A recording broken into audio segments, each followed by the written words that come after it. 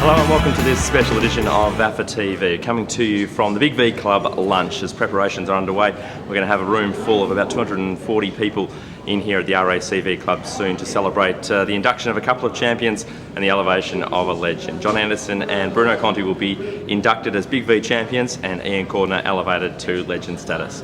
We're going to take you through the lunch and see how that progresses and show a little bit of an insight into what each of those players were like as Big V players. Before we do that though, let's have a look at the highlights of round 14 of the VAFA.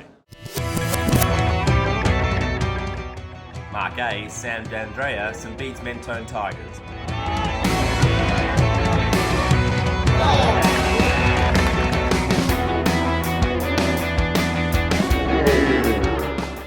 Mark B, Matt Moore, De La Salle.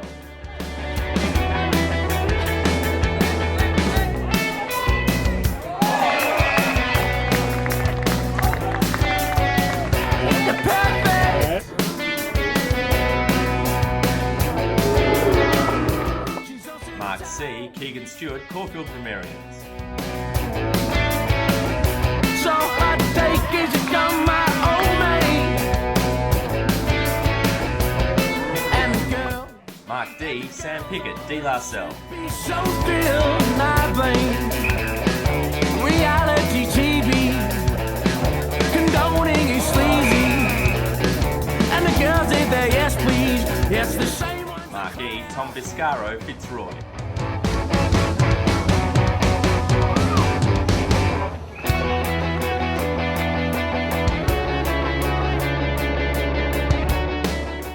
Favourite mark from round 14 at VAFATV.com. The 2XU Goal of the Week. The winner of the 2XU Goal of the Week will receive a men's compression short. Goal A, Michael Barnes, St Bede's Mentone Tigers.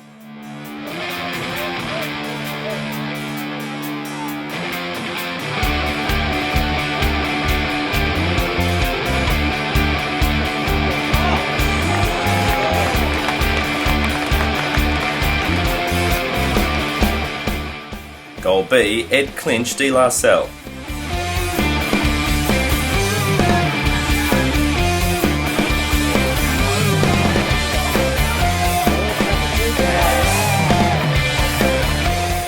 Goal C, Jack Duke, Old Camberwell.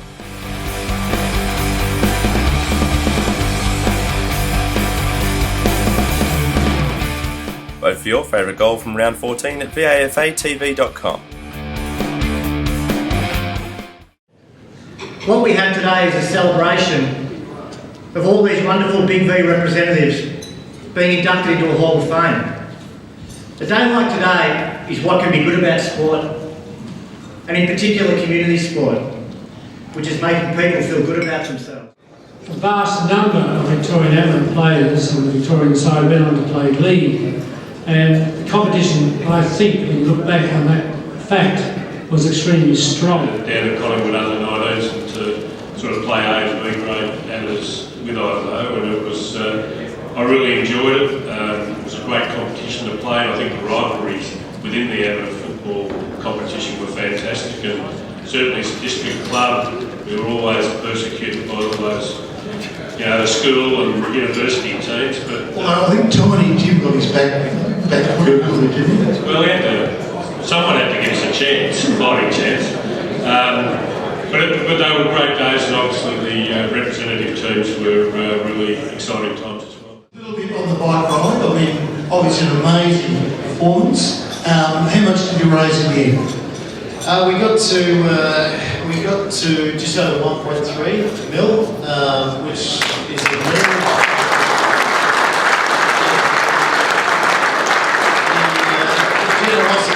people along the way was incredible, and you talk about how it's a wonderful connection, and you make so many great friends being involved in football. But I've had the privilege to have a chat with some of his playing mates, and they've said some things to me and my family today that have made us feel extremely proud. Involvement I've had not only in amateur football but certainly the opportunity to play for Victoria, for Big V, and I can only encourage you to keep coming back here and make this a bigger and better day into the future.